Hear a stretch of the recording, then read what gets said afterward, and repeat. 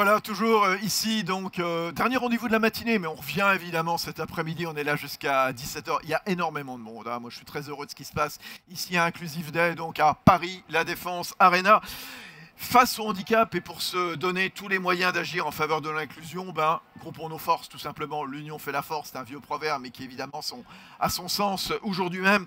L'intelligence collective au service de l'inclusion. On va en parler avec vous. Christophe Rode, bonjour. Bonjour. Président de l'AGFIP, avec vous Françoise Descamps-Cronier, bonjour. Bonjour. Président du FIP, le FIP-HFP, rappelez-nous l'acronyme. Voilà, le Fonds pour l'insertion des personnes handicapées dans la fonction publique. C'est bien. Qu'est-ce que c'est? Racontez-nous donc ce que c'est que ce FIP qui recouvre donc les trois versants de la fonction publique, qu'elle soit étatique, territoriale ou hospitalière. Voilà, tout à fait. On accompagne les employeurs publics des trois versants de la fonction publique pour leur permettre de mieux recruter, de recruter plus facilement et de maintenir en emploi ou dans l'emploi des personnes en situation de handicap.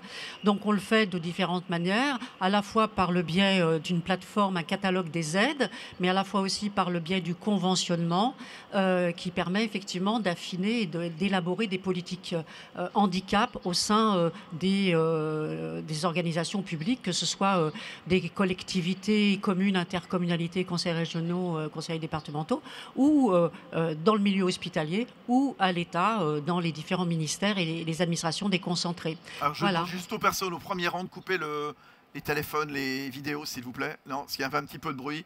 Pardon, ou là, il y a une vidéo qui fonctionne, je ne sais pas. Ouais, si on peut couper juste le son, parce que ça dérange. Merci beaucoup, c'est très bien. Vos moyens, vos ressources au FIP. Alors, les ressources, c'est d'ailleurs comme à la GFIP, d'ailleurs, c'est les contributions que payent les employeurs publics à partir du moment où ils ont 20 agents, à partir de 20 agents, et qui n'ont pas les 6%... ils ne répondent pas aux 6% d'obligation d'employer des personnes en situation de handicap. Alors, et donc, ils payent une contribution. Mais le seuil de 6%, c'est un peu comptable, mais c'est ce qui permet nos recettes. Par ailleurs, ce que j'insiste toujours, c'est que même si on a moins de 20 agents, dans les trois versants de la fonction publique, eh bien, le FIP accompagne quand même les employeurs publics pour les aider à recruter, à maintenir dans l'emploi. Donc le seuil de 6%, il est pour ceux qui ne l'atteignent pas et qui effectivement ne sont pas assez vertueux. Et donc le FIP les accompagne. Ouais. Voilà. Mais il accompagne aussi les employeurs qui sont très vertueux et qui ont 7, 8, 9, 10%, parce que c'est tout à fait possible de les atteindre, et en faisant effectivement une politique handicap complètement intégrée aux ressources humaines et de façon non cloisonnée et vraiment dans la transversalité et prise en compte par chacun des agents et dans le cadre d'un dialogue social. Enfin, voilà. Est-ce qu'il y a du mieux ? Il y a du mieux, oui, bien sûr. La situation s'améliore, mais il y a encore beaucoup de marge de manœuvre. Beaucoup de marge de manœuvre, parce que même là où les seuils sont atteints en moyenne, par exemple dans le versant de la territoriale, eh bien, c'est très homogène au sein de la territoriale. Donc il y a beaucoup de marge de manœuvre et beaucoup finalement de capacité pour le FIP à finalement encore plus les accompagner. Voilà. Mais je crois qu'il faut aussi accompagner ceux qui ont des pourcentages très élevés, parce que l'important, c'est finalement que la personne en situation de handicap trouve un emploi ou se maintienne dans l'emploi. Donc, voilà. Mais il faut changer le regard à la fois dans l'environnement professionnel, mais j'irais dans la société elle-même, pour que finalement le handicap n'apparaisse pas finalement comme quelque chose qui soit une charge véritablement. Et donc, voilà. Heureusement qu'il y a les référents handicap. Voilà, tout à fait. Des hommes ou des femmes importants dans le... Je vais revenir sur le référent handicap, mais ce que je veux souligner quand même, c'est que le handicap, c'est quelque chose, ça s'acquiert plutôt au cours de la vie, plutôt qu'à la naissance. C'est à peu près 20%, pas plus, à la naissance, et tout le reste des différentes sortes de handicap, eh bien, s'acquiert dans le cadre des incidents, parcours de la vie, et notamment dans le cadre de la vie professionnelle. individuel. Alors, pour revenir sur les référents handicap, parce que c'est important, parce que c'est un maillon. Maintenant, il y a une obligation de l'employeur à permettre à toute personne qui le souhaite d'être en relation avec le référent handicap, c'est-à-dire celui qui va l'écouter, qui va coordonner, lui donner tous les conseils qui lui permettent effectivement individuellement d'avancer dans son parcours, de progresser, mais aussi de façon collective, parce qu'il est important à la fois de travailler à la fois sur le plan individuel, mais à la fois sur le plan collectif pour permettre d'avoir une véritable politique, une véritable reconnaissance globale et générale de la situation de handicap dans l'administration, chez l'employeur. Alors Christophe Roth, on avait le public, incarné par Françoise Descamps-Cronier. Vous, c'est le privé, c'est la GFIP. Qu'est-ce que c'est que la GFIP? Quels sont vos moyens, vos missions, vos ressources? La GFIP, c'est d'abord des forces vives dans les territoires avec les délégations régionales qui sont au plus proche des bassins d'emploi et au plus proche des entreprises et des personnes en situation de handicap. C'est également un siège où il y a 8 directions, mais c'est surtout la richesse d'un conseil d'administration pluriel avec 4 collèges, les confédérations syndicales représentatives du monde du travail, les associations qui représentent globalement les 6 types de handicap qui sont prévus par la loi. C'est aussi le collège des employeurs représenté par CPME MEDEF et bien sûr 2 personnes qualifiées désignées par l'État. C'est une équipe en fin de compte qui est en mouvement, 500 personnes qui sont au service de l'ensemble des salariés en situation de handicap et également au plus proche des entreprises pour faire progresser le taux d'emploi, mais également pour accompagner le maintien en emploi. Et on vous trouve facilement, les référents donc, de la GFIP, les 500 référents qu'on trouve un petit peu partout? Dans chaque région, il y a effectivement une délégation régionale, y compris dans les territoires ultramarins. Ils sont faciles, à consulter, ils répondent aux mails, ils sont réactifs et ils n'hésitent pas non plus à faire ce qu'on appelle le maillage pour tous et avec tous, c'est-à-dire d'être lisible lorsqu'il y a des conférences sur le handicap, lorsqu'il y a également des entreprises qui font des job dating ou ce genre d'initiatives. Alors, vous allez présenter votre plan stratégique dans quelques semaines, vous, Christophe Roth, à la tête de la GFIP. Quels sont les grands axes? Alors, je ne vais pas vous délivrer un scoop aujourd'hui, puisque vous essayez, vous êtes bien renseigné, effectivement. J'ai pris l'engagement auprès des ministres et auprès de Thibaut Guilluy, le haut-commissaire à l'emploi. Effectivement, une fois que la conférence nationale du handicap présidée par le président de la République, Macron, et également une fois le rapport remis sur France Travail, j'avais pris l'engagement de présenter le plan stratégique qui a été voté à l'unanimité le 13 décembre 2022 et sur lequel, nous allons effectivement œuvrer pour aller vers pour aller vers le plein emploi. La priorité, c'est quoi, si on doit en retenir une? Je ne vais pas en retenir qu'une. Je pense que nous avons 3 priorités à retenir. La première des priorités, c'est bien évidemment d'aller vers le plein emploi, d'être au plus proche des salariés en situation de handicap. Comme Françoise le disait, on accompagne en fin de compte les gens qui peuvent vivre un accident de parcours, une difficulté pendant une carrière. Et donc, c'est bien évidemment d'être au plus proche des réalités de terrain. Le pourcentage aujourd'hui du taux d'emploi des personnes handicapées, quel est-il ? Alors moi, je ne vais pas vous répondre dans cet ordre de questions. Je vais d'abord dire que dans le secteur privé, aujourd'hui, il y a 1,1 million de personnes en situation de handicap qui sont au travail, dont 850 000 dans le secteur privé. Et pour vous indiquer qu'au niveau du taux d'emploi, le taux d'emploi dans le secteur privé, il est aujourd'hui de 3,5, mais il progresse. Les indicateurs sont au vert, les entreprises sont mobilisées, les partenaires sociaux sont de plus en plus performants pour aborder le sujet du handicap au même titre qu'une politique RSE, diversité, égalité des chances. Et donc, on avance. Les derniers chiffres de la DARES, alors qu'on est dans un contexte tendu au regard de métiers en tension, mais aussi au regard, d'une crise Covid, on a progressé de 0,1 point par an en 2020 et 2021. L'objectif qu'on s'est fixé collégialement, et j'en profite de saluer un de mes amis, François Cosquer, qui représente la CFTC au conseil d'administration. L'objectif qu'on s'est fixé collégialement, c'est d'atterrir d'ici 2024 à 4% de personnes en situation de handicap. C'est notre boussole, c'est notre premier cap. C'est le premier cap pour aller vers le plein emploi. Ça se traduit concrètement entre 150 000 et 200 000. Et j'avoue sincèrement que j'ai hâte de connaître les prochains chiffres, parce que je suis certain qu'on aura des belles surprises. Alors ça, c'est la première priorité. Vous nous disiez, Christophe Roth. Les 2 autres, quelles sont-elles ? La deuxième des priorités, c'est bien évidemment d'avancer plus concrètement sur tout ce qui est handicap invisible, tout ce qui est troubles psychiques, cognitifs et mentaux, sur lesquels on a encore beaucoup à faire, notamment, je dirais, pour démystifier le sujet du handicap psychique qui est parfois mal compris, mal interprété et surtout méconnu. Ça fait partie d'une ligne importante. Bien évidemment, le troisième point qui est majeur, c'est d'aller dans une politique proactive, notamment pour mieux accompagner, mieux fluidifier, faciliter les recherches pour être accompagnés au niveau de nos aides, parce que la GFIP, c'est quand même des offres de services en termes de formation, mais aussi d'accompagnement, d'aménagement des postes de travail.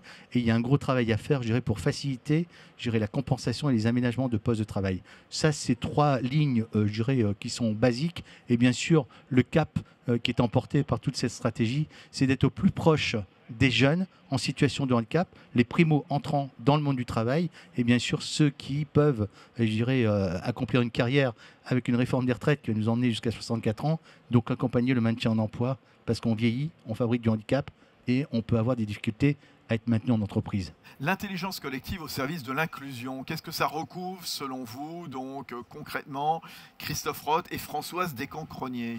De toute façon, seul on ne fait rien. Seul, on ne fait rien. Je vous ai indiqué que le conseil d'administration, c'était des équipes. Je vois des directions qui sont ici présentes, mais aussi des partenaires sociaux. Également les employeurs. Je vous ai parlé aussi des personnes qualifiées désignées par l'État. Mais c'est aussi, je dirais, un maillage qui a été mis en place avec l'université du réseau des référents handicap.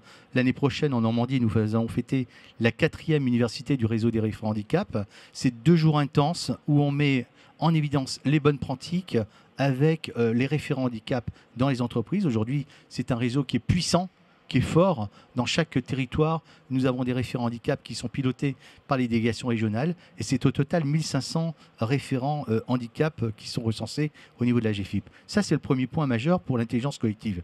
Le deuxième point majeur, me semble-t-il, depuis le début de cette mandature, nous avons avancé pour créer un espace scientifique et prospectif de la GFIP avec des gens qui ont des compétences, des talents, sociologues, médecins du travail, des gens qui ont vraiment la capacité de nous faire un pas de côté, de prendre de la hauteur de vue pour pouvoir être inspirants et nous guider dans l'action politique que l'on mène au conseil d'administration avec les équipes. Françoise Descamps-Cronier, cette intelligence collective, elle passe aussi par un comité des usagers que vous allez mettre en place.